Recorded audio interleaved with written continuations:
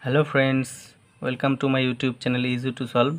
Today we are going to know about powers and exponents, यानी powers and exponents क्या होता है। ठीक है, उसके बारे में हम लोग एकदम डिटेल्स में समझेंगे। तो चलिए इसका वीडियो स्टार्ट करते हैं। हम लोग एक एग्जांपल देख लेते हैं। 10 into 10 into 10 into 10 into 10। ठीक है, तो 1 2 3 4 5, इधर 10 जो है वो 5 टाइम्स मल्टीप्लाई हो रहा है। तो क्या हम लोग इसको ऐसे लिख सकते हैं 5 इंटू 10। देखिए, क्या हम लोग इसको ऐसे लिख सकते हैं 5 इंटू 10? आंसर में नहीं, क्योंकि हम लोग इसको अगर 5 इंटू 10 लिखते हैं तो इधर आंसर हो जाएगा 50। देखिए, लेकिन ये अगर 10 इंटू 10 इंटू 5 टाइम्स मल्टीप्लाई करते हैं तो इसका आंसर आ जाएगा 1 लाख। ठीक है, ये देखिए अलग सा हो गया। तो 5 इंटू 10 करने से 10 को हम लोग 5 टाइम्स ऐड किया था। इसके बाद कितना है 50, 10 प्लस 10 प्लस करके 50 आता है। लेकिन अगर 10 इंटू 10 इंटू 10 इंटू 10 इंटू 10 करते हैं तो 1 लगाता है। तो इसलिए हम लोग ऐसे नहीं लिख सकते। इसको हम लोग कैसे लिखेगा? इसको हम लोग ऐसे लिख सकते हैं 10 ऊपर में छोटा करके 5। और इसको हम लोग कैसे रीड कर सकते हैं, यानी कैसे पढ़ सकते हैं, इसको कहते हैं 10 रेज़ टू दी पावर 5। ठीक है, 10 रेज़ टू दी पावर 5। इसमें जो है 10 है बेस, 10 है बेस, BASE, 10 है बेस, और 5 जो है वो है एक्सपोनेंट। क्या है? EXPO। 5 जो है वो है एक्सपोनेंट। तो इसको हम लोग एक्सपोनेंट कहते हैं, जो ऊपर वाला है छोटा, और ये नीचे जो मेन होल नंबर है वो है बेस। ठीक है, और ये एक्सपोनेंट को हम लोग पावर कहते हैं।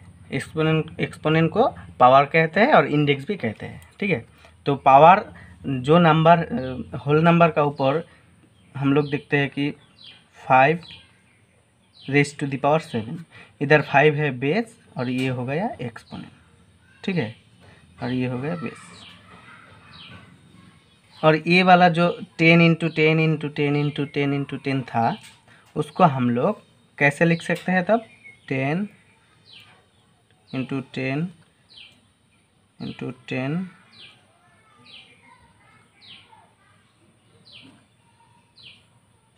इसको हम लोग ऐसे 10 रेज़ टू दी पावर 5 लिख सकते हैं। तो इसको कहते हैं एक्सपोनेंशियल फॉर्म। इतना बड़ा करके लिखने का हम लोगों को ज़रूरत नहीं है, हम लोग इतना छोटा करके लिख सकते हैं। तो इसको क्या कहते हैं? Exponential form. ठीक है, तो हम लोग और दूसरा एक एग्जांपल देख लेते हैं 5 के अलावा। देखते हैं कि 7 अगर 3 टाइम मल्टीप्लाई होता है तो हम लोग इसको भी ऐसा करके 7 रेज़ टू दी पावर 3 लिख सकते हैं। ठीक है, लेकिन अगर पावर 3 है, एक्सपोनेंट 3 है, तो हम लोग इसको क्या कहेगा? क्यूब कहेगा।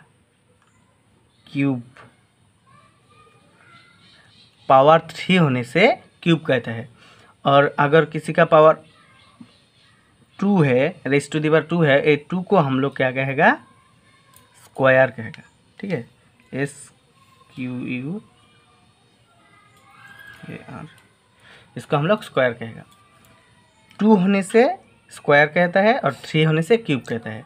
इसके अलावा अगर 9 रेज़ टू दी पावर 4 आता है, 4 को भी रेज़ टू दी पावर 4, 5 होने से भी रेज़ टू दी पावर 5, ऐसा करना पड़ता है, कहना पड़ता है। ठीक है, तो हम लोग जान लिया क्या पावर क्या होता है और एक्सपोनेंट क्या था। पावर को ही एक्सपोनेंट कहता है और एक्सपोनेंट को ही हम लोग पावर यानी इंडेक्स कहते हैं। अगर किसी एक नंबर बार बार मल्टीप्लाई होता है तो उसको हम लोग बार बार मल्टीप्लाई इतना बड़ा ना लिख के नंबर का ऊपर में पावर का रूप में लिख सकते हैं। ठीक है, उसको ही कहते हैं पावर या एक्सपोनेंट। आशा करते हैं आप सब लोग अच्छे तरीके से समझा होगा। वीडियो आप लोगों को अच्छा लगा तो सब्सक्राइब जरूर कर देना और लाइक शेयर कमेंट भी कर देना।